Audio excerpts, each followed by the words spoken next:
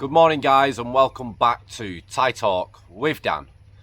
Now recently I've been dealing with a lot of men over the last couple of days that are dating women from Pattaya and they've all got problems with it. Now, common sense tells us all that if you're going to date with a woman in a place like Pattaya, it's going to be very difficult to trust that she's not going to cheat, she's not going to be with a customer, she's not going to try and make money from men. It's a difficult one, guys, because it just seems the norm there. Whether you're working in a bar, you're freelancing, you're a hairdresser, you're a PR, no matter what type of job, I've heard of stories of so many different types of men dating women in Pattaya that are not bar girls, not freelancers, but they're always wanting this, guys. Yeah, they're always wanting a monthly salary or they're wanting a freelancer daily rate for you to be with them. Now, when I used to go to the bars and hit the bar scene, I used to always hear Thai women basically telling their friends that they need to go back to their room because their boyfriend, who's in another country, is about to call them and he thinks that they are back home in their village. So they've got to make sure that that monthly salary keeps coming in. A lot of the men that date these Thai women, that pick up bar girls, freelancers, they sponsor these women and pay them a monthly salary, but on the provision that they go back home and live back home so they feel that they can trust them somewhat. So a lot of these girls will make out like, yeah, I'm back in Udon Thani, I'm back in Buriram, I'm back in Surin, I'm back in Sisaket, for example, I'm back in Isan, I'm being a good girl, I'm just working normal, I'm on the rice fields or whatever. They'll get given all these kinds of stories and they will make sure that whenever the boyfriend or sponsor rings that they are in a setting or at a certain place where they can't tell that they are actually working in a bar in a place like Pattaya. Now, I've had an email sent in to me, guys, where I'm going to need your help. I'd love you to be able to answer the question for me if you can, as it's an unusual one. I don't normally get an email asking me this kind of question, especially with a woman that they're dating that lives in Pattaya. So I'm about to read the email out to you right now. Here we go, guys. I have been following your YouTube channels since a while back, and I am an avid fan of yours. Well, can I consult you on my Thai girlfriend that I met online via one of the many famous Thai women websites? And I've even went over to Thailand, and I have been with her for quite a long time now. I lived in Malaysia, which is the southern neighbour country of Thailand, and travelling to and fro is not an issue to me. We have a great time together and she is not a bar girl. Lucky me, I told myself after seeing all your channels. We have messaged daily for a good 5 months now. Now my concern was 2 days back. All of a sudden, she messaged me that she is going to the temple for 3 days to be ordained. From Saturday until Monday, that she will shut off her mobile phone completely. I am not familiar thoroughly of such devoted Thai women cultures of performing holy, ordained prayers or sort of. Can you please enlighten me? Let me share a little background on her. She told me that she's a single mum with her son living with her parents back in Isan. Her family backgrounds. She's an online freelancer in Pattaya. She has no boyfriend now. She works every day to support her family as a manicurist and eyelashes. I have even visited her shop before. She needs my monthly financial support for her son living with her family in Isan. Okay, the following are from my own findings and checkings of my girlfriend that she didn't tell me about at all. Many of us all do have our own past and secret stories hidden, right? She had since deleted her online website profile after knowing me. She had a Turkish boyfriend before COVID-19 for about 2 years. She has multiple Facebook and Instagram accounts as well as TikTok. Before COVID-19, she was a cosmetic businesswoman, but I guess just like many others, her business was affected by COVID-19, and she'd come to Pattaya to earn her living. She travelled to her Turkish boyfriend's country before, and even to Malaysia.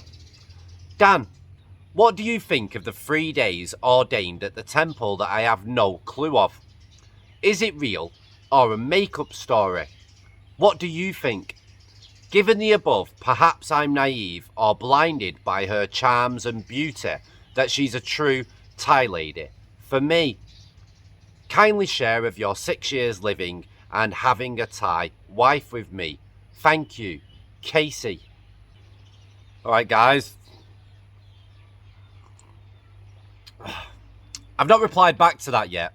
I've got a lot of emails that I'm still catching up on, guys. I get more and more emails as the channel grows and grows and grows, so I am behind. I'm sick from my son's virus that he's just recently got over. I think he's passed it on to me. My nose won't stop streaming. I'm a little bit hot, but nothing too crazy. I suppose it doesn't affect us as much when we're older. Our immune systems are much stronger, etc. I've been on the holiday to Rayong and we visited Jomtien and Wongamat Beach, etc. So I'm just trying to catch up on everything. And I noticed that this got sent to me 2 days ago. Now, I've been speaking to a lot of people with a lot of issues with dating a woman in Pattaya. And for this one, I'll answer it as best as I can. Thai people, not just women, men mostly, will go to the temple for several days to give prayer, and they will try to shut everything off. But most will use the mobile phones, especially at night time or in their free time. They will do, unless they go into like a mountainous region, totally off grid, dress in the white robes, totally off the grid, guys. And then they'll get rid of stuff because it's a bit more strict up in the mountains in Chiang Mai, for example. They'll do it properly. But in a place like Pattaya, I'm only presuming it's going to be a little bit more relaxed. So I had to speak to my wife about this one, and she basically said for women that do go to the temple, they normally will bring the mobile phones and they will use them. She'll want to text a kid or a family, make sure her kid's all right. You know, she might have a husband or boyfriend that she might want to text at night. So for her to say that she's going to shut off her mobile phone over the weekend, basically, may mean that she might have a customer. It's the likelihood of it being that is quite high because of the place that she's in. Now, you've stated that you're paying her a monthly salary to help her support her son, yet she still remains in Pattaya doing her job there, which I'm presuming is not much money. You know, the maximum they're going to earn in Pattaya doing a job like what you mentioned is probably around about 500 baht a day maximum. So I'm only presuming, because you didn't say the price, that you're paying her a lot more money than this. So it's a little bit worrying. When women are in Pattaya, they're surrounded by foreigners, yeah, 24/7. And a lot of these foreigners are literally chatting up women on the street. They're getting with hairdressers, they're getting with women that work inside Central, etc. They're chatting everybody up because a lot of foreigners believe that it's an open market. They're a foreigner, the women want the foreigner, they've got money in their pocket, so they can have anybody they want.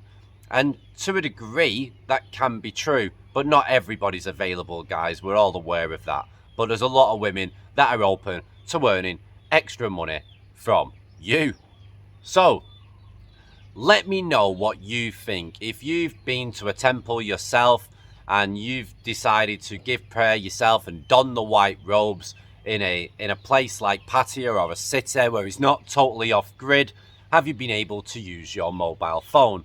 According to my wife, you can still use it in your free time, you know, when you're going to bed or whatever, to send a text. Because people have kids, you want to check that your kids are okay.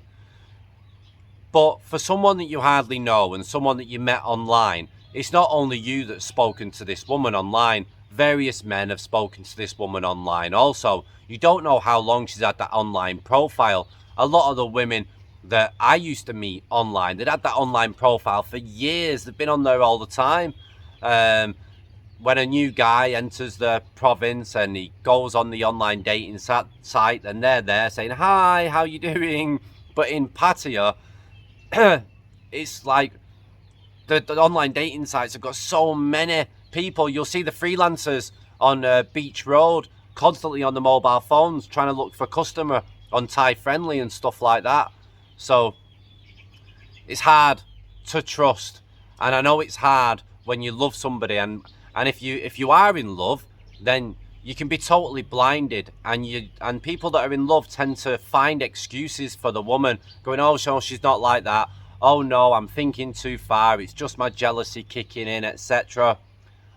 The only thing that I can recommend to you, that if you want to be with this girl, you need to make this girl go back home, like everybody else mostly does. You've got to get her out of that city if you want to be with this woman. Anyway, guys, I'd rather let you guys jump in that might have a little bit more experience in this area, and try to help this guy out if you can. And as a closing statement as well, guys, if you need help or you need advice and you want a response back quickly, my emails do get overloaded. So as I've said before, if you really want advice and you want your answers answering today, then please hit the join button below the video. Once you're a YouTube member, head over to the community tab on my YouTube, and you will find a post on there to click on the Facebook private group, where you can ask your questions and I will answer them the very same day. Okay guys, this has been Thai Talk with Dan, and I'll see you all again very soon. Ciao for now.